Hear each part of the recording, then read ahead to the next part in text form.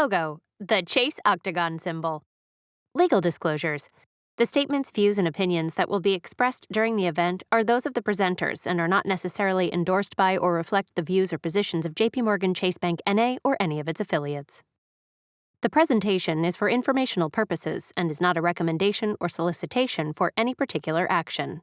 JPMorgan Chase Bank N.A. and its affiliates are not liable for decisions made or actions taken based in reliance on any of the information covered during the event. Please consult with your personal tax advisor on all tax-related matters. JPMorgan Chase Bank N.A. member FDIC, copyright 2021, JPMorgan Chase & Company. The event is being recorded. Your participation constitutes your consent to use the recording without payment or compensation of any kind. If you do not wish to be recorded, please disconnect now. Opening title: Chase, make more of what's yours. Registered trademark. This video begins with actor and comedian Kevin Hart speaking to us from a street lined with palm trees. As the largest black and brown community west of Chicago, Crenshaw is one of the most culturally significant and influential places not only in Los Angeles, but across America. With a bank branch on this site for nearly 40 years, our reimagined community center represents Chase's commitment to double down with the community and invest in the surging corridor to serve as a community staple in Crenshaw for years to come. Located across from the vibrant and growing Leimert Park and adjacent the new Metro Line expansion, the Chase Los Angeles Community Center serves as an accessible and convenient destination for all of South LA. The LA Community Center has been transformed into a space to where everyone in the community can become more financially fit. Local entrepreneurs and homeowners can now explore ownership, and the next generations can build skills for the future. It comes equipped with the state-of-the-art virtual theaters, free Wi-Fi, expert-led workshops, and space for community leaders and businesses to be showcased at no cost. The vast majority of our investment was spent on local minority-owned contractors and suppliers, continuing to circulate opportunities back into South Los Angeles, which is Chase's priority. No matter where or if you bank, our goal in Crenshaw is to bring the community together in a collaborative, uplifting, and empowering environment. Today is an exciting day for LA. Please join me in welcoming Lawrence Bailey, Managing Director and Head of Community Banking and Business Development. In a spacious conference hall, a brown-eyed man who keeps his head shaved stands at a podium behind a clear plexiglass face shield. He wears a dark blazer and a white dress shirt with the top button casually undone. Text: Lawrence Bailey, Head of Community and Business Development, JPMorgan Chase & Company. Hey, thanks, Kevin. Kevin actually took most of my talking points, so I'm just gonna go sit down and let the party get started. But as Kevin said, we're super excited for everyone to join us today at the grand opening of the Crenshaw Community Banking Center. Let's make some noise for that, you guys. As Kevin said, I'm Lawrence Bailey, the head of Community Banking and Business Development, and I couldn't be more excited about today as a person who considers himself a native California living here for 29 years. This is personal for me. It's personal for our bankers, it's personal for the community, and quite frankly, it's personal for the firm to make sure that we can have an impact in the community here in Crenshaw. So we're just super excited about today. So let's get the party started. Some fun facts about Crenshaw. So Kevin talked a lot about Crenshaw, and I've driven up and down Crenshaw Boulevard now for years and years and years. But it is definitely known as the cultural icon, the background for LA. Specifically for African Americans. Mr. Bailey speaks to a diverse group of business professionals wearing face masks and sitting 6 feet apart from each other. And when I say cultural background and cultural decor, I'm talking about whether it's art, music, food, small businesses, people all coming together to celebrate life, to celebrate love, to celebrate LA, the city of champions. And when I talk about champions, I'd be remiss if I didn't give a shout out to the LA Lakers and LA Dodgers. This is the home of champions. What's interesting about this particular neighborhood, though, as you start to drive around, is it's a melting pot of all types of folks, all walks of life, African Americans, Latinx, Asian, white, all economic levels. You'll see right behind here, you'll see homes that are a couple $1 million, and across the street, you'll see apartments with bars on the window. So a not so fun fact is 19% of the population in Crenshaw is living under the poverty line. 19%. Let that soak in. And those are the families and those are the people who are hit the hardest, which is why coming together with a community center like this is our focus. This is how we will uplift the community. Because when those 19% of the people suffer, the whole community suffers. As we say, a rising tide lifts all boats. And we are here to make sure that not only do those 19% of the people survive, but they thrive. Not only does all of the Crenshaw community survive, but they thrive. And this is why we're here today with this amazing center, 4,700 square feet of just amazement. So let's give a shout out for all the folks here today too. So a couple of things I want to talk about before we get the program started, but our whole commitment in terms of what we're doing is really to have impact in the community. And a community center like this is the 6th of its kind. We're going to have 16 community center branches across the country, predominantly in our major cities and the areas within those major cities where we think we can have impact. But we're also going to have the expansion of an additional 134 branches where we're remodeling, we're adding community space so we can have events like this across the entire country. In addition to those 134 community branches, we are hiring 150 community managers. And we have our very own Jordan King, who you'll hear from later, our community manager here in LA. Let's give Jordan a shout out as well. So a little bit about the community center. I get asked all the time, like, what is a community center branch? Well, just think about it this way, in the simplest way. You have a retail branch with home lending specialists, business specialists, bankers, wealth advisors, and now you have a community center all under one roof.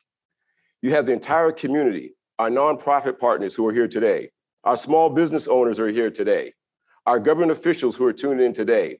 We're all coming together under one roof to say, how can we teach financial literacy with a journey to get to a financially healthy community? How can we not just close the racial wealth gap, but how do we create generational wealth that can be left for decades and decades to our family and to our children? And that is the mission of this community center. So let's give a shout out for that too, you guys. I'm gonna cue you guys up for when you guys clap, just so you know, right? I have the podium. When I say clap, this is what we're gonna do, okay? But one thing I would end with, and I always say this too, financial literacy is one thing, but being financially healthy is a totally different thing. And I tell this story all the time. I have a physical and my doctor tells me all the time, you know what you should be eating, you know you should be exercising. I know those things are key to my health.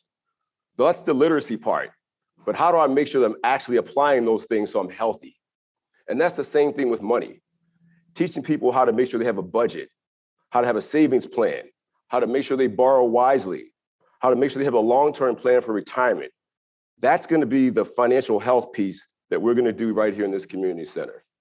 So with that being said, I want to thank a few people that made this all happen. I don't want to forget anyone, so if I do, I apologize. But let me start with the real estate team and John McGinley. John McGinley, if you're out there, your whole team, this is 4,700 square feet of the best innovation, the best art, the best culture, all under one roof. So I want to give a shout out to John McGinley and his team. I also want to give a shout out to our corporate responsibility partners who really went into the community, help us understand what were the needs of this particular community, and all the community leaders that came in service to this day.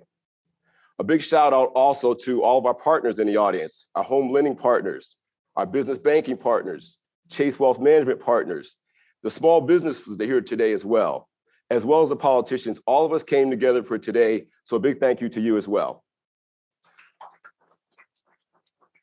And definitely last but not least, I want to give a shout out to all of our employees. And I'm looking out here about all the employees that work today and worked every day. And I want to give you a special shout out. You guys are essential. You've been essential through the whole pandemic. And you came to work every day. You also stayed here and made sure while this branch was under construction, we stayed open. And thank you to all the customers who came in every day with the nails and the hammers and all the stuff going on. We had to stay open because we are essential, not just to this community, but to the whole country. So thank you to all of our Chase employees for everything you do. Big shout out to all you guys. So now I get the exciting honor to introduce today's agenda. We have the support of a whole bunch of folks today. And I'm just looking around at the folks in the audience, the folks on Zoom. We have LA Laker, Derek Fisher, legend. We spoke to him yesterday. He's so excited about the community. We spent some time talking to him yesterday. You're going to hear from Derek Fisher as well. Compton native, Marcellus Wiley, NFL vet, 10 years, very socially active. We call it woke because Marcellus Wiley is woke. He's also the star of a Fox radio show. He's on TV. He joined us also. He's going to give us some thoughts around the impact we want to have in this community as well. So let's give Marcellus a shout out again. We have Mr. Greg Doolin in the house too, who's his whole family is that family. I was doing some research and talking to Mr. Doolin before we sat down. They are a staple of this community. They are leaders in the business, leaders in the community, and he's here today on behalf of himself as an entrepreneur, but he also has his food truck outside, and I can't stop looking at that truck right now. It's killing me. I'm getting hungry every day, so we appreciate you coming too, sir. We have the owner of South LA Cafes here as well, so we're gonna hear from you as well, right? And it's funny how it's a small world. I walked in to the building and I ran into Tanua, and she was like, "Oh my God!" Even through the mask, we recognize each other. I'm like, "Oh my God!" She leads the List project. She's leading our Send LA project. And when I saw her, I was just so excited to see you again. It's good to see you, and thank you for being here today as well. So I have the honor and privilege to introduce a very special guest. And he's joining us now. He's the chairman and CEO of JPMorgan Chase, Mr. Jamie Dimon. Now, Jamie Dimon speaks remotely from his home. Thank you, LB. I'm sorry I can't be there today, and I can't wait to visit our new community center in Crenshaw, Los Angeles. It's thrilling to be here. It's thrilling to open our 6th community center in the United States of America, and this is the largest Black and brown community west of Chicago. We've made a huge commitment, $30 billion racial commitment across affordable housing, mortgages, small business, education, to help the brown and Black community to grow and expand and become more prosperous. And this is one example of that. Everything we do only really matters when we do it at the local level. How many kids do we help in that community? How many small businesses do we help in that community? How many mortgages or affordable housing units do we help get created in that community? And so I really appreciate everyone showing up here today. This is just a small part of our commitment. I also want to thank LISC. I know we're helping the Ascend group grow and expand in LA. The Fellowship Initiative, which we started, I think, 10 years ago in LA, we've been expanding, and that's to get younger 10th grade Black kids out of troubled neighborhoods, out of graduation into college, and been an enormous successful. So sorry I can't be there. Please enjoy the celebration. I can't wait to visit in person. A logo. JPMorgan Chase Company. Now, a dark-haired man with brown eyes speaks remotely from his home office.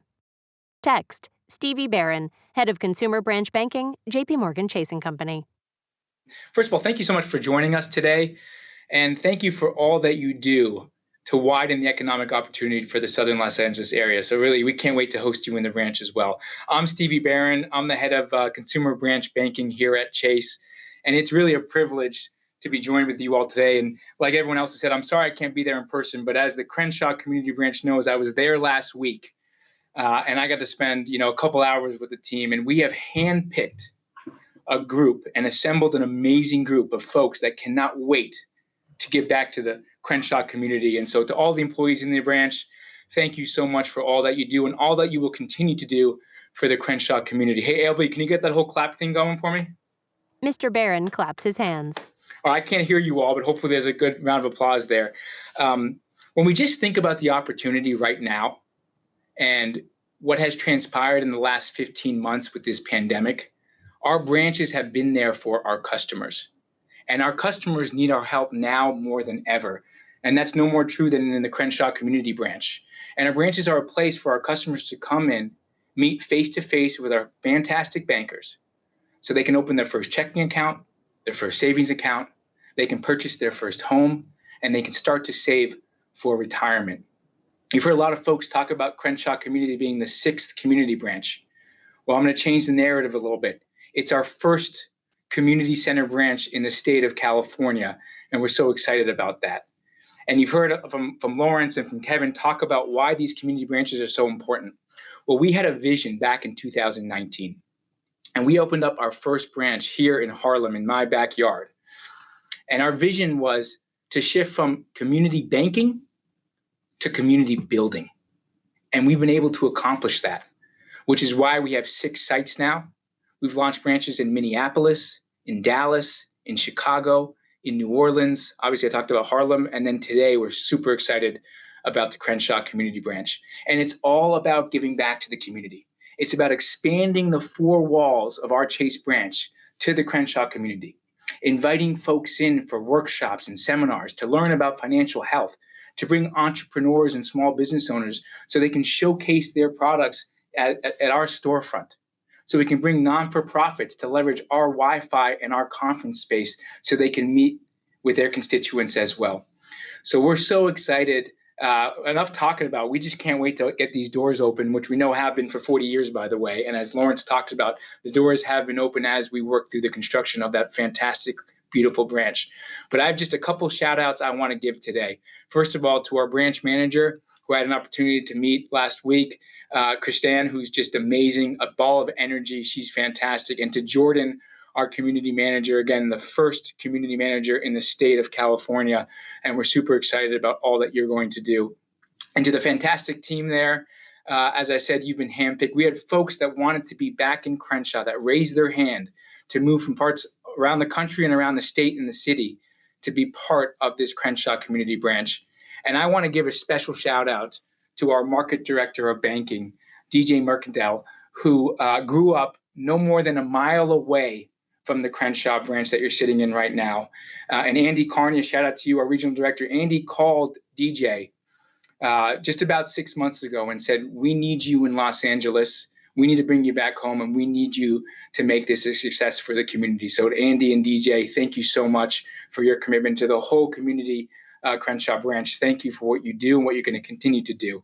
It is my pleasure now to introduce you to Miles Warren, who is our LA leader for the Fellowship Initiative.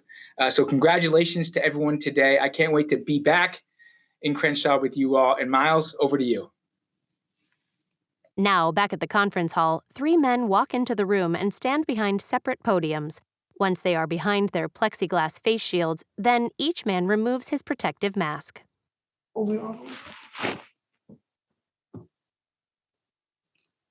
morning, everyone. My name is Miles Warren III, and I lead the Fellowship Initiative in the West Region. Mr. Warren stands at the center podium. He has short black hair and brown eyes. He wears a dark business suit. Text: Miles Warren, Vice President, Global Philanthropy, JPMorgan Chase Company. TFI, the Fellowship Initiative, was created by JPMorgan Chase 10 years ago to prepare young men of color for college and career success. TFI exemplifies our firm's commitment to equity and expanding economic opportunity in underserved communities. TFI breaks down barriers and prepares young men to be successful, to be able to go off to post-secondary opportunities in college. We're taking a holistic approach by providing academic success, college and career readiness, and tutoring to Black and Latinx students at a critical point in their lives. I joined the firm 7 years ago to launch TFI in Los Angeles, and it's been one of the highlights of my career, just because I know we're truly making a difference. Today, I would like to introduce you to 2 young men who are alum of our program. Michael Young, who I'm excited to introduce, who is a senior at Cal State Dominguez Hills, and he's majoring in kinesiology, and Ronaldo Lopez, who is a freshman at UC Berkeley and majoring in mechanical engineering. I will let these young men tell you how TFI has impacted their lives and impacted their communities. Michael. Mr. Warren turns toward Mr. Young, a bearded young man dressed in black. Text: Michael Young, Cal State Dominguez, former TFI fellow. Thank you. Nice to meet you, everyone. My name is Michael. I cannot talk today. Excuse me. My name is Michael Young, class of 2021, Cal State Dominguez Hills, kinesiology major. I can say that TFI has changed my life tremendously. I grew up in South Central, literally 5 minutes away. I like to say right around the corner. This is my community. This is my home. And one thing that I feel like I needed was a family. You know, growing up, going to View Park Preparatory High School right down the street, like I mentioned, you know, I was a very shy, introvert type of guy, you know, and I remember the day that TFI came to my school. I was in my Spanish class at 10 o'clock in the morning. My principal came and said, Michael, come to my office. I thought I was in trouble. I'm like, I just woke up, I just finished my breakfast. But then not knowing that this opportunity was going to change my life. I met so many people, you know, I became a different person. I'll say that TFI has really helped me become the young man I am today. They have opened my life to many different opportunities when it comes to networking. And I feel like that's the stable part of TFI, networking. I met so many different groups, so many different organizations that have built me into the person I am today. And I want to thank TFI and also thank my single mother, Sharona McCoy, for also helping me and building me into this person today. But like I mentioned, networking and friendships, relationships is what they really helped me, you know, in life. I was scared, you know, not knowing what can happen to me, especially because of the color of my skin. And, you know, having that support system through TFI, I'm shaking right now because, you know, it's a sensitive topic. This is something that I talk about all the time. And it really brings me great joy, you know, knowing that they help me out. Mr. Young smiles as the audience applauds. Now Mr. Warren gestures for Mr. Lopez to begin talking. Mr. Lopez, a young man with black hair and a gray business suit, smiles from behind his podium. Text, Ronaldo Lopez, UC Berkeley, former TFI fellow. Hello, my name is Ronaldo Lopez. I go to the University of California, Berkeley, and I'm studying mechanical engineer. Go Bears. So TFI has really impacted my life. Miles has impacted my life, and my mentors, many more programs has allowed me to be confident in who I am. Not only that, but allowed me to see myself in positions that I wouldn't be able to see, that I didn't see myself in before. I look up to Miles a lot because I would one day want to help out the community like Miles does and like just impact the youth the way they do. But yeah, just impacted me through leadership, allowed me to know the importance of resilience and also the importance of community because again, we're nothing without our community, if that makes sense. Thank you. Now, Mr. Warren. So thank you all. This is an impact program that's impacting the community. I'm just really excited about the opportunity. We're currently in the process of just recruiting our next cohort, which will be graduating in 2023. And we're really excited that we can have a further impact on our community, more specifically, this very particular community. So now I would like to introduce you to Ricardo Berrigan, who will be leading a fireside chat on mentorship and small business. Now, Mr. Berrigan, a man with glasses who keeps his head shaved, speaks remotely from his office. Text, Rick Berrigan, Managing Director, JPMorgan Private Bank. Good morning, everybody. Rick Berrigan here, Managing Director in JPMorgan's Private Bank here in Los Angeles, and also a leader of JPMorgan's Advancing Black Pathways. I had the opportunity this week to sit down with two amazing Los Angeles sports legends, Marcellus Wiley and Derek Fisher. I had an opportunity to ask them about their insights about what community means to them and also their expertise on how to overcome the challenges of today's world. Let's go to the videotape. Now, Mr. Berrigan shares a two-way split screen with Derek Fisher, who speaks remotely from his home. Text, Derek Fisher, head coach, LA Sparks, 18-year NBA veteran. Thank you for eulogizing me while I'm still living, Rick. I appreciate it so much. I tell you, I go straight to the heart with it. I remember those moments growing up when you were sitting there ambitious, full of hope, and writing down your goals and just dreaming every single day. And I remember the times that I was feeling like the fork in the road kid, a guy who wanted to go right all the time, but at times was posed with the decision to go left, and wishing I had proper guidance, wishing that I had full assistance and understanding in all endeavors, in all facets of life, whether it was on the football field, sometimes in the classroom, or my social experiences. But never was I introduced to the understanding of money and financial literacy. And so looking back now, at those times, I want to make sure that I fill that gap, that I fill that void for those who now will be encouraged to learn about financial literacy. It's about really playing to my higher angels and just realizing that we have to do this together in terms of understanding and total understanding of what money really does for you as it translates into the real world. So in short, I was just a fork in the road kid who always wanted someone to extend a helping hand to let me get past the next hurdle. And I just want to make sure I'm a tour guide on that journey for success for everyone else involved. Part of why we're here is also to celebrate community, okay? And to recognize that a lot of what important things that communities do is pay it forward. So when you paying it forward, what kind of advice would you give to some of our listeners and viewers out there about, how they can be successful on their journeys? Yeah, so many nuggets that I've learned and picked up over the years. I like think the in top short, 2 or 3. Yeah, man. One is life is a competition between you and yourself. Oh, that narrows your focus, man. It makes you really run your race in your lane. Mark Twain said that, and it really hit home to me. I think I've come across that in high school. And why does that matter? Because in a world where everything is coming at you from external forces, especially now with social media, people can't separate the signal from the noise and what's up and what's down.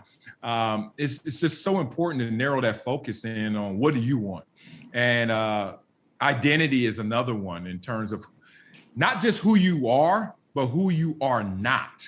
I don't think enough people focus in on who are you and who don't you want to be. And if you can make those stark in contrast, if you can make that distinction, like this is my line, I won't cross this line. And no one's perfect, but you know how to redirect, you know how to reset yourself and get back on the right road.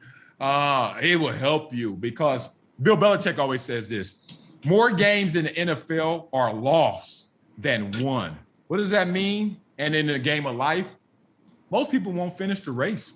Most people won't achieve their goals, not because of talent, but because they won't have the perseverance, the discipline to just finish the race. Even if you're walking, even if you're crawling, even if you barely can reach the finish line, you will outpace 90% of the people because most people won't have that narrow focus, that discipline, that desire, and that perseverance. So in a world that tells you it's all about talent, I'm here to tell you it's all about finishing first. We appreciate you, and really, really, really look forward to seeing you down the road and continuing to partner with you. So thank you, my friend. Oh, thank you too as well. Continued success and continue to inspire others, man. Look forward to it. Thank you, Marcellus, for sharing those insights. Now let's check out what Derek had to say in our conversation. Now, Mr. Berrigan shares a two-way split screen with Marcellus Wiley, who appears remotely from his home. Mr. Berrigan. Tell us a bit about how managing your legacy has impacted your finances and also the community that you actually live in. Yeah, I mean, I think when I was younger, honestly, Rick, you hear the word legacy, but you don't really know what it means. It sounds very big and daunting and almost unachievable in some ways. Like it's, that's for, somebody else. That's not for me. My legacy was, trying to make it to the NBA at one point. And then, you make it to the NBA and then you're trying to win a championship. Like this legacy thing is always kind of on the move. It's not really a final destination. Text Marcellus Wiley, host Fox Sports Network, 10-year NFL veteran. But there's a point in life. I think for me, it's, it's having children. It's getting married. It's you start to realize that your life is not just about you. And then that's when what true legacy really starts to sink in, is that it's about the impact that you have on someone else. It's the value you add to other people's lives that really define your legacy. And unfortunately, one of the most recent examples we have, is the loss of Kobe Bryant and Gianna Bryant, whose, birthday just passed, and all of the folks and families that were impacted that horrendous day in January of 2020. That's legacy. The fact that he isn't here anymore, and he's still, his daughter, his family, they're still impacting so many people on this planet. And so that has enhanced my desire to do more, to be of more value to more people, over this last year after suffering that loss. So legacy has become much more of a tangible thing for me. I don't feel old. I don't feel like today is my last day, but I really am making a more concerted effort to live that way. So that means that each day I have to do more for someone else. What kind of advice would you give them on how they could really reach for their goals and aspire for their dreams? I think now it's okay for us to encourage people to fail fast and aggressively, right? Like part of when I was young, my dad used to challenge me to make mistakes being aggressive, right? And sometimes when I was on the court, I was a little timid. I wasn't the biggest guy. I wasn't the tallest guy. So at times I just wasn't as assertive, as I needed to be in this situation. And I think we've learned that sometimes in life, in business, financially, even at home at times, like really trusting your instincts and trusting what you really believe to be true and have some passion and some conviction about it and step into that and embrace then the challenges and or the responses that come from that decision. I think that's really important when you think about being successful. Like everyone has really struggled to become whoever they are in whatever they do. It was never easy along the way. And I think the ability to absorb adversity and adjust and adapt really make you stronger. It really does. And so I would encourage folks that are trying to find a way, trying to start a business, trying to create an additional stream of revenue or income for their family, to go after it, to follow that dream. And that's what this part of this conversation is about, is that opportunity and access to do that and opening up opportunities for banking in the community, in the places where people are, where our people are. That's an important part of being able to go after your dreams. And so that's why the work that JPMorgan Chase is doing and by impacting so communities and making resources available, can't do it without that. And so in sport, we need resources in order to be successful out there on the court. And in life and in the community, we need resources as well. And that's what this is all about. Explain to the audience what you think the importance of having a relationship with a bank is. Why is that important? And then how is that important in the context of understanding, what financial health means?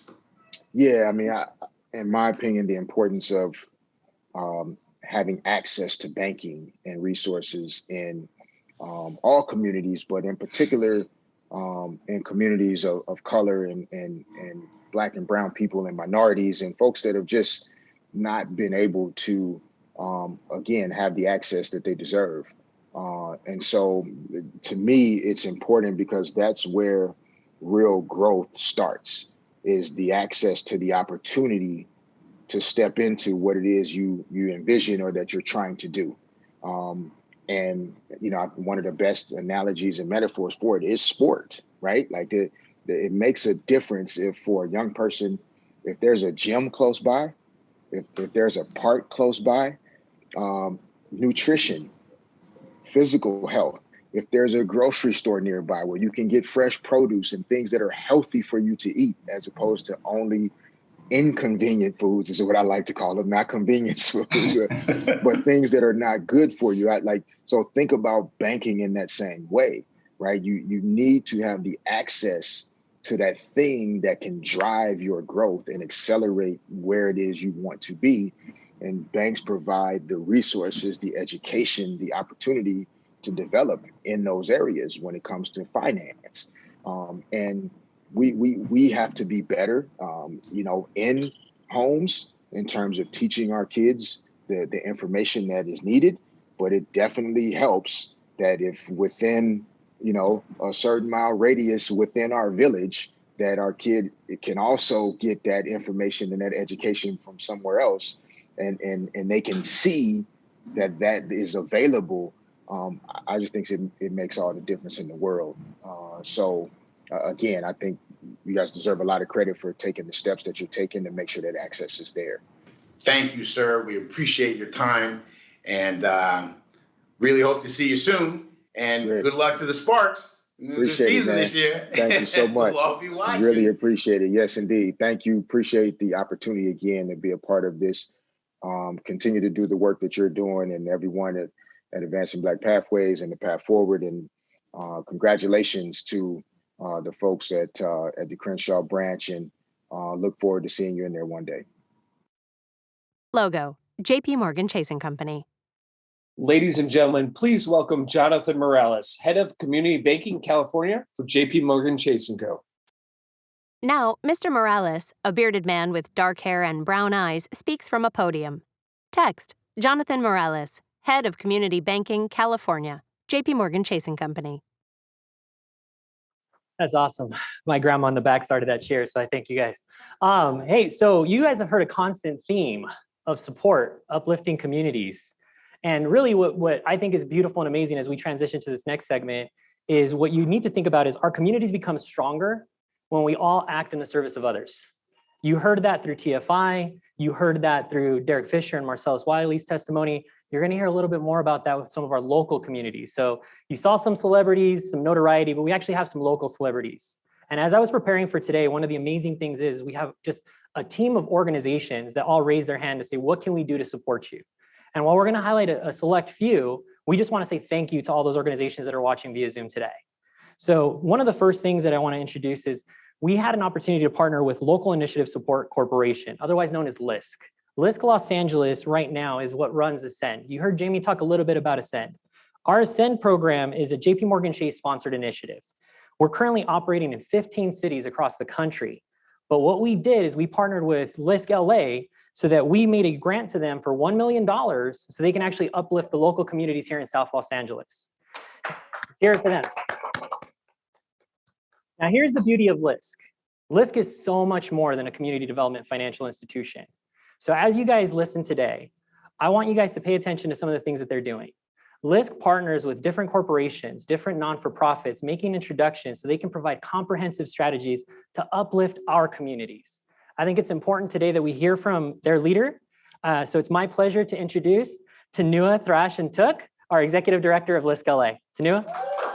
Ms. Thrash N. Took, a woman with long black hair and brown eyes, walks to the front podium. Thank you so much for that introduction. I was excited to see that you've been doing a lot of research on LISC Los Angeles. So that's great. It's always great to know that you're welcome into the room. So as was stated, I'm Tanua Thrash Intuk, Executive Director for LISC here in Los Angeles. And I came to this conversation today very prepared to talk about the Ascend program, Ascend Los Angeles, that, as you heard, JPMorgan Chase has helped to fuel.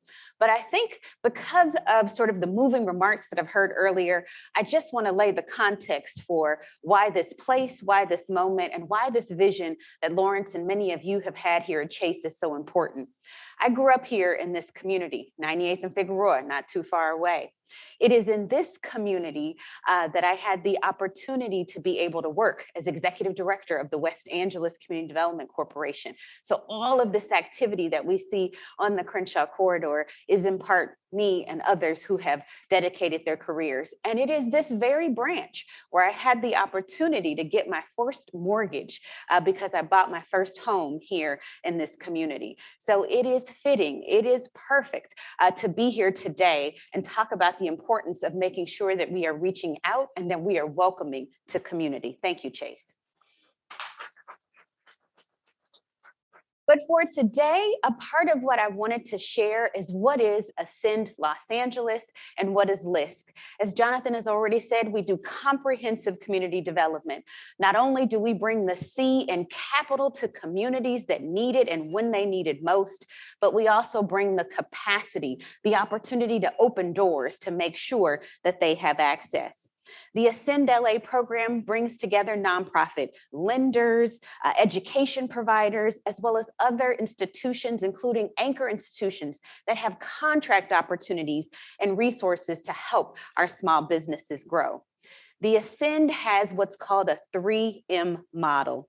It is all about making sure that our businesses have the management skills, so that's the 1M, that they have the money, so that is the 2nd M, and that they have the market opportunities, that's the 3rd M. And all too often, our small businesses have been left out of critical supply chain access, not only here in Los Angeles, but throughout the country. And we know from research that this is what fuels businesses to be able to grow those jobs and tackle that racial wealth gap.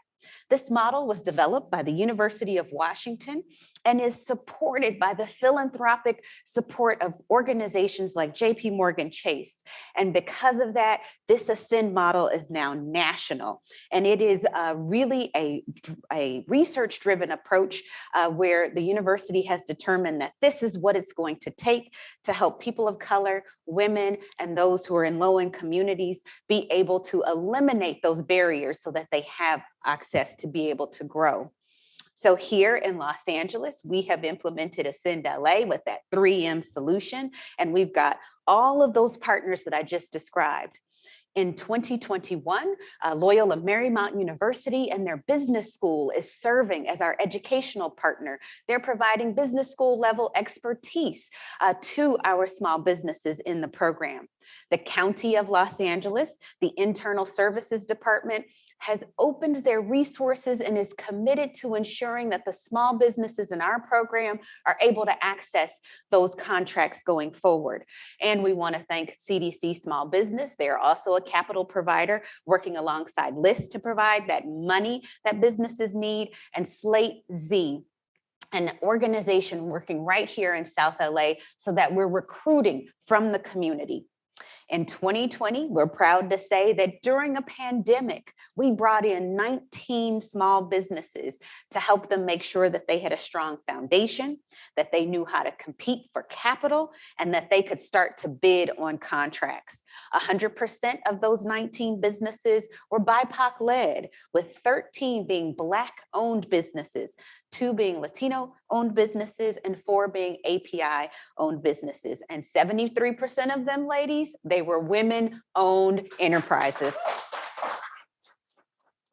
So we've been able to accomplish much even during a pandemic. 50% of our 2020 cohort, they got new certifications. So now they're certified to do business all over town. 60% hired new employees at a time when we know businesses were shedding employees. 75% bid on new contracts, and 25%, a clear quarter of them, have received new contracts and are on their way to growing their business. Their participation in this program means that every business has acquired a new skill. Let me tell you about 2 of our participants. One is Viviana Harvey. She was on a news station with me at Spectrum News. We had a chance to interview her. You've got to see it. The interview is fantastic. She's the owner of the Sparkling Clean Services and Carpet Care. She said that prior to this program, she had great difficulty being able to grow her business. She participated in Ascend LA. And she said after participating, she's now competing for contracts in the millions.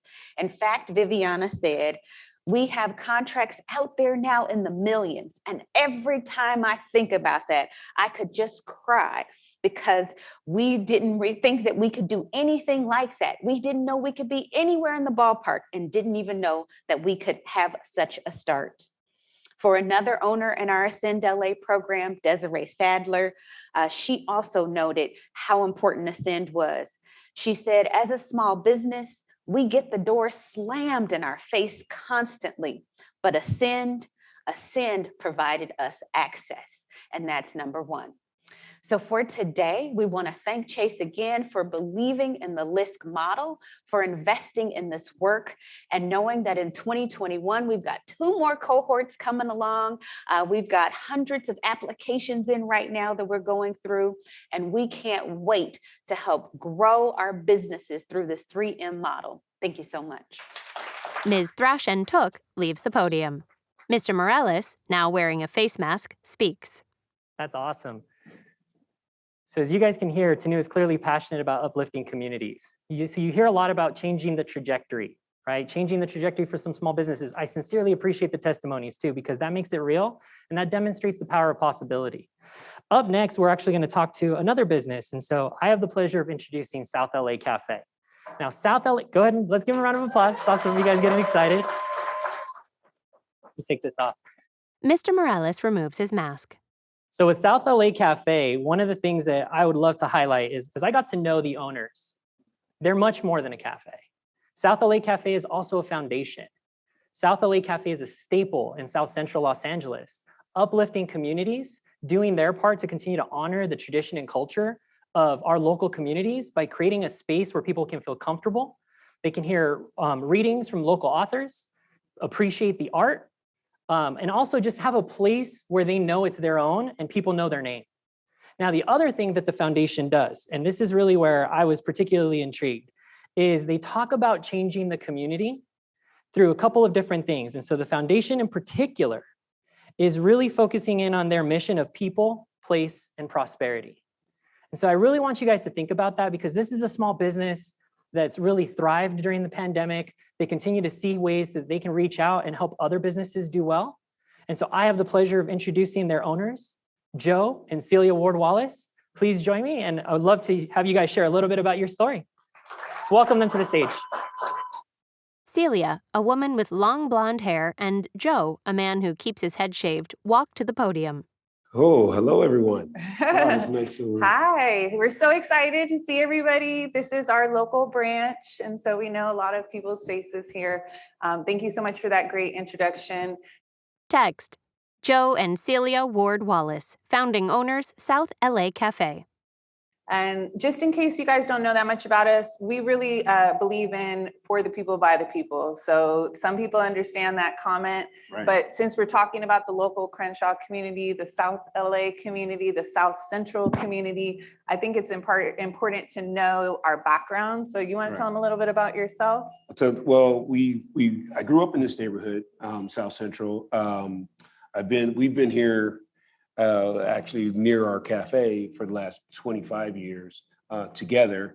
My mom, single mom, raised me in this community, taught me the work ethic about businesses. She was an entrepreneur from day one. I mean, she sold sweet potato pies. That's how my mom was. She was all about the hustle.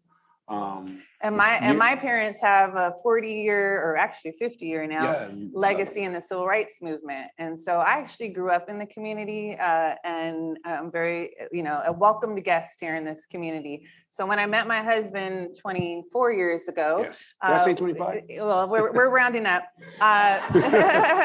Feels like 25. Yeah, he was already a lifelong entrepreneur. I was really risk adverse. He said, let's get into the real estate market. I said, you're crazy. Let's do these safe city jobs and just get that 30 years in pension. And he said we could do both, right? And so we got into the real estate market. We rose it up. We crashed and burned. But through there, that was what really sparked us into the resiliency that is possible through entrepreneurship. And we actually both ended up leaving both of our safe city jobs. She say safe job. I left a job as a fireman. So yes, well, safe. Safe. We're in the banking world. You guys get what we're talking about here. But all of that to be said, the inspiration behind the cafe was twofold. It was around entrepreneurship, but it was also around social justice and community building. Right. He always wanted to open up a coffee shop. You want to tell a little bit about that? Yes, the crazy guy that I am, I thought I'd open up a small little cafe, 600 square feet, would have pour coffee and some Costco muffins. And then that was my idea. Yeah, and then ladies, and then the wife got involved, and she said, if we're gonna invest in a space, this needs to be a community space. And Are you kidding me? You know what we could do in this community? We live here. Right. We know what the people need, right? Because we live here. We don't have access to food, fresh, healthy, affordable food. We don't have access to spaces that are safe for Black and brown and lower income people, you know, and we don't have all of the opportunities that these people right here deserve. And we know because we're of the population, right? So we started the cafe. We knew it was going to be a hit. Everybody thought we were crazy. They said, why would you put your life savings plus some, an SBA loan and credit cards and all that stuff into this corner of Western and King, right next to Popeye's Fried Chicken? You know, who would want to do that there? And we said, we do. We live here, right? And my husband said, you know, like Field of Dreams, you know, if you build it, they will come. And so, you know, God blessed us. We opened the doors in December 2019. We were off to a massive success. We literally were profitable from day one. Thank God. Because the year leading up to that, you know, we were like going crazy with each other. Yes. And then 4 months almost didn't finish it. Yeah, 4 months in, the pandemic hit, right? And so here are, you know, we had done 17 events in 4 months, and the pandemic hit. We had to pivot, but that 22 years of doing business and having the highs and lows, the failures and the successes and all the bumps and the bruises, we had what we needed to transition. So quickly share with them our star the way that we pivot through the grocery box and the grocery giveaway. Tell them, you know, she's really good at this. But she gets me going. The pivot. How can I say this really happened? This was. It was a download. It was basically a download. We knew that we were about to close the stores. The city told us that we had to close the inside of the cafes. And so I guess, you know, like she said, our failures, we've had folks, failures are important, you know, because they really get you prepared later. I mean, you know, so the failures that we had in the past, when COVID hit, we were just like, oh, well, you know, what are we going to do next? So we took the next week or so figuring out ways, pivoting. We opened up, or we started the Joe app where we can order from the curb. But the big download that I'm trying to get him to pull out here, which is the South LA grocery box. Okay, right. So we created this $35 South LA grocery box, fresh produce, all of the basic essentials, and we set it up where you could buy it or you could sponsor it for a neighbor in need. And what we saw was it exploded. I mean, people, it was like 70% of the orders were sponsored orders. And then, you know, nice problem to have, right? I have all these orders, but guess what? Now you have to deliver that food. And we had no real plan for that. So I was the one out delivering those boxes. And we decided why not just do it on the curb of the cafe? And so we created the South LA grocery giveaway, where we've been doing between 150 to 250 grocery boxes every single week for the last 47 weeks. We've served over 45,000 people, 45,000 people from our local community. And I know we're at time, but I just want to say this is a high dignity experience. We had somebody come yesterday, they were filming, they said, we've seen food distributions all over the world. We've never seen what you guys have done here. You got music going, everybody's high-fiving, the people in the line are grooving, like they come week after week. It's multiracial, you got volunteers. So we're on to something. And all of that is to say that transitioned us into realizing we are a for-profit business, but we also wanted to create a nonprofit. And so that was what we were talking about when he was referencing the foundation. That is the South LA Community Foundation, okay? And so the South LA Community Foundation is going to aim to take our food distribution program under the nonprofit arm. And as well, we're gonna create workforce development, entrepreneurship training, business building, incubation, and financial literacy programs. So we definitely wanna talk to our friends at LISC and you know, partner up on things to do together. But we're in it for the long haul. We're for the people, by the people. And if you don't know about South LA Cafe and our foundation, now you do, right? There you go. There you go. What she said. So thank you so much. Thank you. Celia and Joe leave the podium. Now Mr. Morales addresses the audience. Let's give it up. That was high energy, right? So hopefully you guys are by now seeing a theme. It's nobody's mission to do this on their own, right? As we come together, you saw the power of partnership. You saw our business owners reaching out to our partner from LISC LA and saying, we need to talk. As we were preparing for this event, it was so difficult to find an opportunity to figure out what we were going to discuss in a small window of time because we have a shared passion, and that's to uplift the community.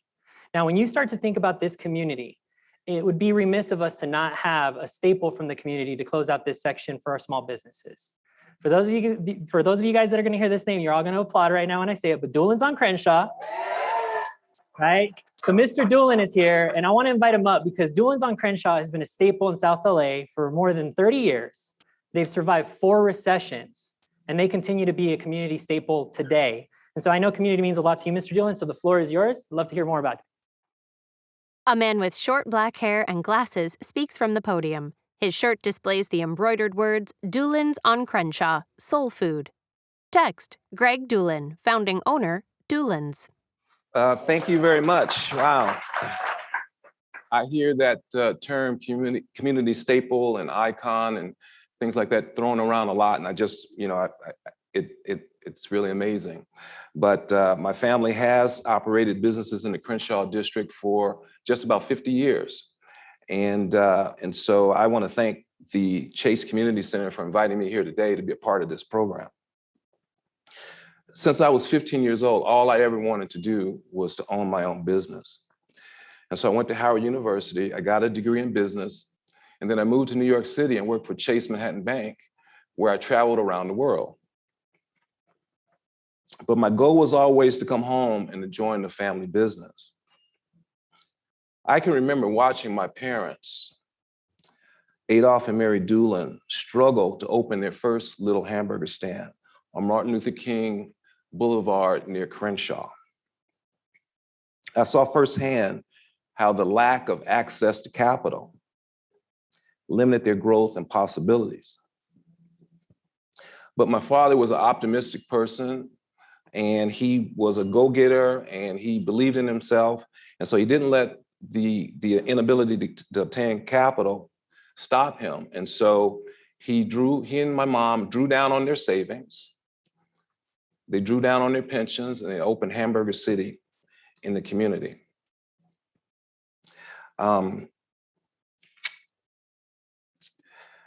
The hamburger business was a tough business, and opening that business in a rough neighborhood was something that I will never forget.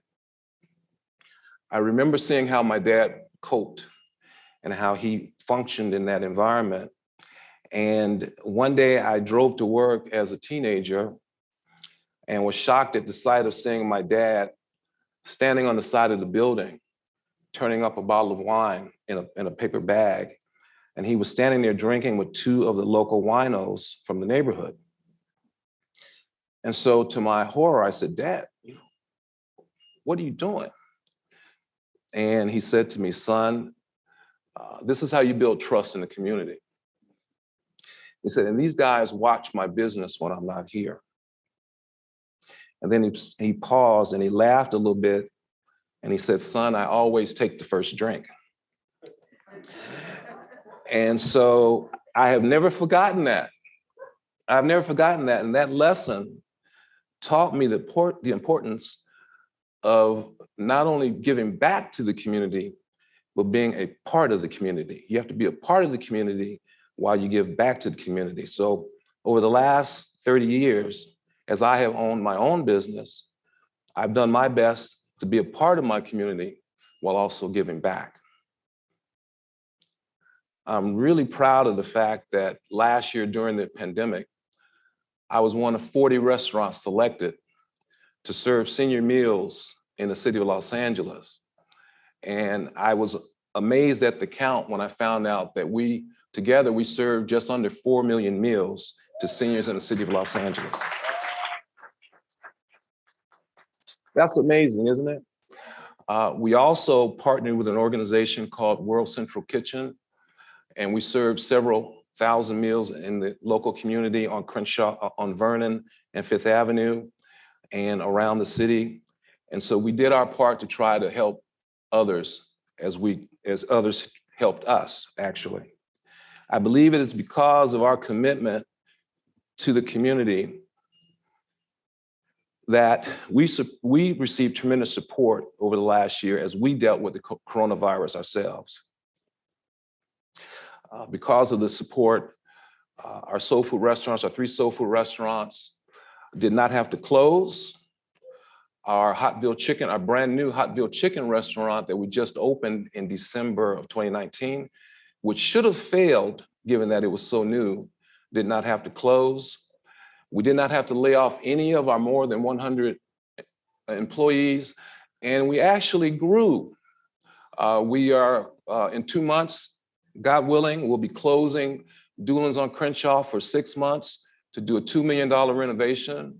We were able to purchase 2 buildings. We're building a parking lot, and we're going to create something beautiful for the community. And just outside, you'll see one of my 2 food trucks that I just had built this past year that we are going to place outside the Doolin's on Crenshaw location as we do our renovation. And the trucks are very popular. We just did our first production with HBO a couple of weeks ago, which was totally unexpected. And we're starting to get calls like that. And this is all because of the community support that we're being given. So I think that being here for so long has its advantages. And I want the branch to know, Chase to know that this community is full of opportunity for you. There are a lot of people here with good ideas, and they're all around you. Every large business started off just like mine. I believe that the key to small business growth and success is having access to capital and a good financial partner. The value of capital and financial mentorship cannot be understated. The financial mentorship I received from Chase helped me be named the Minority Business of the Year by the U.S. Chamber of Commerce. The diverse audience applauds. And this is why I come into this branch just about every day. Chase has been a good financial partner to me. This new Chase Banking Center takes financial partnership to a whole new level. And we were hearing things about community impact and community building. And we hear things, just the differences in wealth building and things like that. This is how you start it. This is how you get that started. And I'm very happy that you've created this model. And I can see that your business model is to give back to the community while uplifting others. And so I thank you for having me here today. And I really appreciate it. And thank you very much. Mr. Doolin leaves the podium. Now, Mr. Morales addresses the audience. Oh, thank you for that amazing story and testimony, and congratulations, Mr. Doolin, for all the success you've had, and we wish you continued success. Let's give it up for Mr. Doolin again, and really all of our speakers. So you've heard from some of our amazing external partners, and one of the things that I feel like Greg Doolin set me up perfectly for our next introduction. So we also have a team, and we feel like in order to make a difference, you have to first and foremost start with a team that's of the community, that's from this community, that grew up here, that understands what it is to make change. And the beauty of this branch is it is a first step for us, but every big journey starts with a single step. And I want to introduce you guys to the amazing leaders that are going to help us do that. So let me introduce you to the real Chase stars of today. Our amazing branch manager, Chris Dan Fustin, and our community manager, Jordan King. Mr. King, a man with brown eyes and a short goatee, approaches the podium and speaks to the audience. All right. Hey, well, thank you so much, Jonathan, and good morning to all of the best parts of South LA and our Crenshaw team here in the room, and all of our friends and allies who are joining us on Zoom from across the country and showing your support.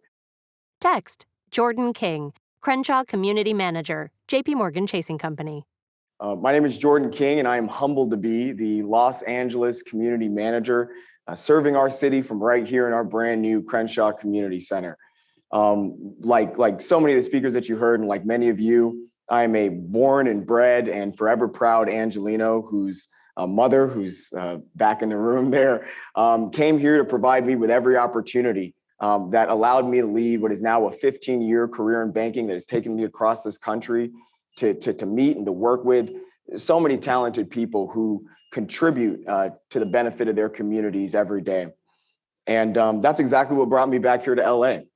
My life's work has never been as rewarding and fulfilling as it is in this moment to serve this community with this team. It's not hard to see when you look out of these windows and you look around this room that the whole block feels like it's on a mission.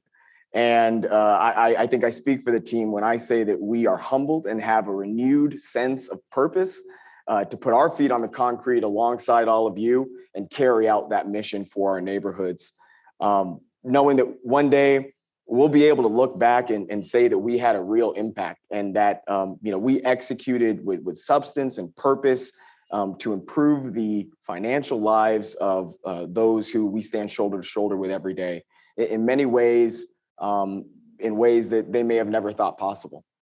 Every single day, the team that makes up Crenshaw here come in to pour into the people and businesses that make up the new expanding Crenshaw corridor from Vermont to Leimert Park to Inglewood and every neighborhood and block in between. We are here to serve the community as more than a bank, but instead to provide an ecosystem of support for our clients who we consider to be family, but also for our neighbors who maybe bank elsewhere or don't bank at all. It really is all the same to us as long as the cause advances to close the racial equity gap right here in our neighborhood. You heard Kevin Hart and you heard Jamie Dimon both share that this is indeed the largest Black and brown and intact Black and brown community west of Chicago, or Chi-Town, as I like to call it. That means that we have a very strong underlying foundation, but we know that there are more things that we can do to make that foundation even stronger. So, a strong community needs successful businesses that are rooted in the community, like Doolin's and like South LA Cafe, who also represent local ownership of those businesses. We need community residents who call this place home, but also feel a sense of ownership, right? For the ground that is under their feet, to create longstanding legacies, as Derek Fisher shared, with their friends and family through ownership and through access to affordable homes. And finally, community requires us to support and to provide the financial wherewithal to make these conditions a reality, and most importantly, very permanent. So we at Chase, make no mistake, we do not believe that financial literacy and financial health should be inherited, right? Our team and I take a lot of responsibility to ensure that everyone that we touch day to day come away with a healthier relationship with their money, and that we support their broader confidence about their money and ultimately their broader mental and physical health as well. Our mission is to provide access to education tools that empower those around us and fuel their goals, especially when we think about the future generations of South Los Angeles. So some of the tools and some of the resources that we'll include will be classes and advice sessions covering a range of topics, from our money mentalities and our values to budgeting and saving and credit, to helping more people move into their dream homes and helping our emerging entrepreneurs have access to the mentorship and to the capital that they need to grow into their future. So, last I would say that we also are enabling our community partners and businesses to leverage the various parts of this 4,700 square feet of event space to carry out their work that also benefits closing the racial wealth gap and builds our community together. So the Crenshaw team and I invite you to come and join us to not only take advantage of our facilities, but to talk to our financial experts who, let me tell you right now, are second to none. As Lauren shared, we brought in the best talent and the best leaders locally, who, in my opinion, are led by one of the greatest leaders and someone who is a staple in the Los Angeles banking community, and who I affectionately call the Queen of Crenshaw, I would like to introduce to the stage your Crenshaw branch manager and my dear friend, Christiane Fuston. Christiane, come take it away. Ms. Fuston, a woman with long braided hair and glasses, approaches the podium and speaks to the audience with a smile. Queen of Crenshaw, I gotta earn that right. I'm still in the midst of it. Text, Christiane Fuston, Crenshaw Branch Manager, JPMorgan Chase Company. A lot of things I'm gonna say today is repetitive. You're gonna hear the word serve a lot. But the one thing, if you can't hear it, hopefully you can see it on my face, is you guys have all brought joy to my heart for two reasons. One, we're all like-minded. Nobody is here by accident. Everybody standing, watching, sitting, filming, taking pictures is here for a reason, and it's to make a difference. The second thing is I'm living my heart's desire, which is to serve. Not only to serve my team, but to serve my community. Like Jordan, I'm born and raised in Los Angeles, and over the past 16 years, I've had the honor of growing my career here in the South LA area. During that time, I had a great chance to meet many different families from various backgrounds, watch startup businesses grow from the ground up. And I live and experience the beauty and the culture of this amazing city. And with that growth and opportunity, I know the best days are ahead of us. We're so excited about our community center and what we're able to offer our neighborhood, families, and businesses in the surrounding area. As Ms. Fuston speaks, slides are projected on a large screen. The first slide shows text reading, "Hello, Crenshaw. Welcome to Chase." The word Crenshaw appears in large multicolored letters. We start our layout, which looks and feels different from a typical bank. A slide shows the inside of the Chase branch at the Crenshaw Community Center, a spacious area with a contemporary design and abstract art on the walls. Our longtime clients and customers will see a modern design and state-of-the-art banking technology, which will reflect how we engage with our clients today and tomorrow. A series of slides showcase the community center's open floor plan, curved blue lounge sofa, long conference tables with blue chairs, and public office rooms. Other unique features include our pop-up space to showcase our local small businesses. Yeah, so excited about that. That will be able to allow them to have a storefront if maybe they have a web-based businesses. And during that interaction, they'll be able to showcase their products and services while they're connecting with our clients. More slides show the community center's Chase ATMs, public computer stations, booths with cushioned seats, tables, and desktop computers, and wall-sized windows. Today, we gather in our new event zone, and right behind me is our community room, which is a large gathering space that can be used for workshops, meetings, events, and more. Slides show more community center features, brightly colored surrealistic artwork, a row of small office workspaces, and a wall-sized video screen displaying information about Chase resources. Last, but most importantly, our team. All of us are deeply and personally connected to this neighborhood, either by growing up, residing, being educated, or volunteering in the surrounding area. They invest their personal time to build the community in a way that can boost people's opportunities and change the narrative of how people see traditional banking. With their servant's heart, we only hope to change the community view of seeing us as just a bank, but as a safe haven for financial growth. My team is a reflection of this community, and I would like to take a moment and call out and acknowledge them. My right hand, Clayton, who is my lead associate banker. My associate bankers, or what you guys used to know them as tellers, okay? They're no longer tellers, they're associate bankers. Olga, Jocelyn, Cindy, David, Tamara, Anaya, and Liz. Even though even though Liz is not here today, but she is the staple in this branch and an icon, because last week she celebrated her 34th year with Chase in this branch. And I forgot to mention, I call them the heartbeats, because they're truly is what help us thrive in this branch. My bankers, phenomenal bankers, or what I like to call them, are financial coaches, Vicky, Baron, and Adon. I'm so proud of them. We have become not just a team, but a family. This talented, you've heard this before, this talented, handpicked group is passionate about this initiative.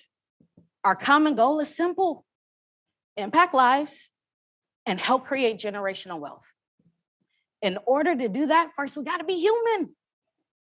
We gotta be human. And how do we start? We gotta listen. We gotta listen to what people say. We gotta ask them questions to understand their concerns, their worries, and be ready for what we hear. We gotta meet them at their level.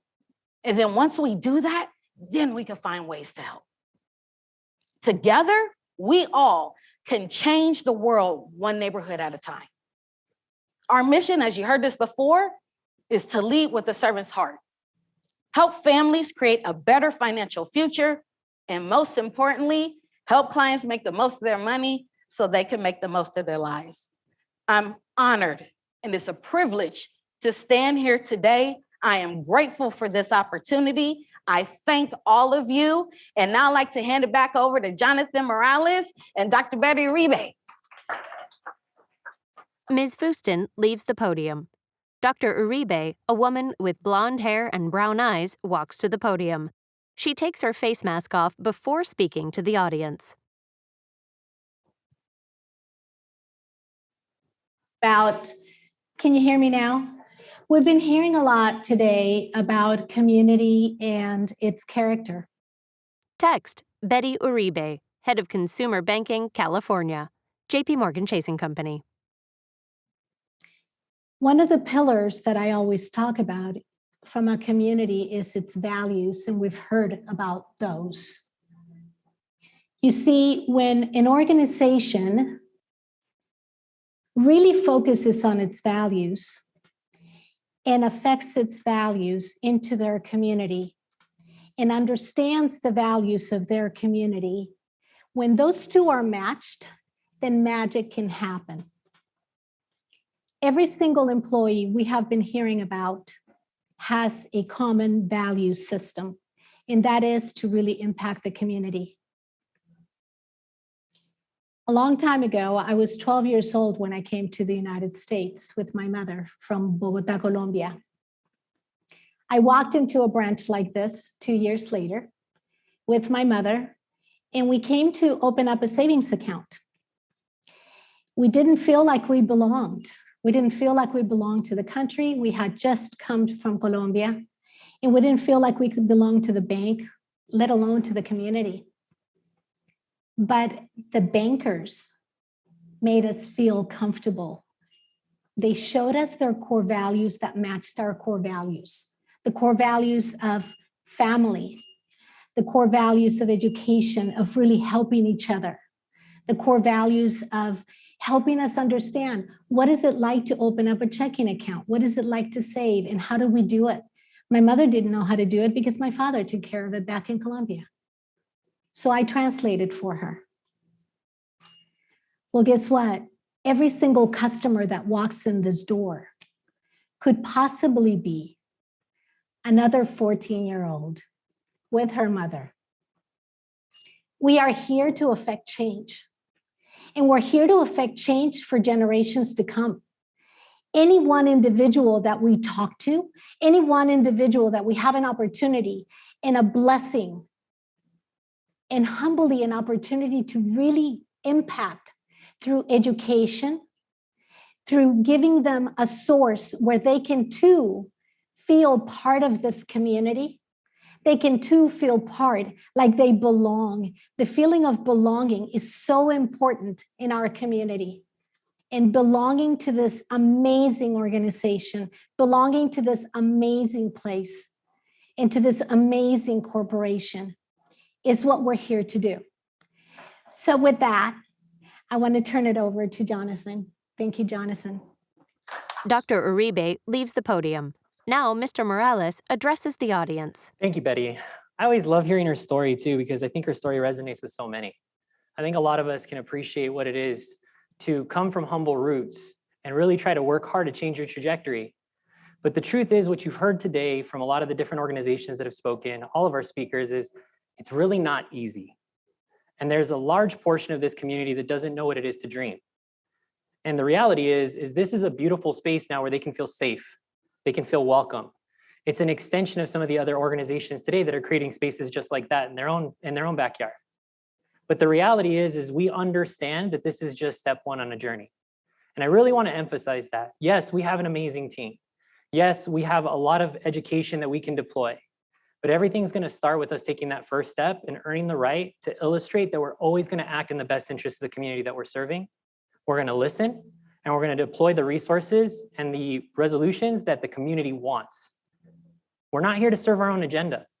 We're here to make a change. And so I just wanted to say thank you to everybody here today. And I wanted to welcome you guys to the stage. I want to bring back Jordan, Kristan. We want to christen this appropriately, guys. We're going to do a ribbon cutting. So if you guys can join me, let's give it up for them. All right. So beyond Jordan and Kristan, we also have Danny Bakewell Jr., as we're located in the beautiful Bakewell building. And so we wanted to make sure that we honored that building by having him participate in our ribbon cutting. All right. Mr. Bakewell, a man with short black hair, holds one end of a large ribbon. Mr. King holds the other end. Ms. Fuston stands between them holding a big pair of scissors. The ribbon is decorated with Chase octagon symbols. Photographers move into position to take pictures of the event. You let me know when you're ready. All right. Ms. Fuston cuts the ribbon in two. Woo!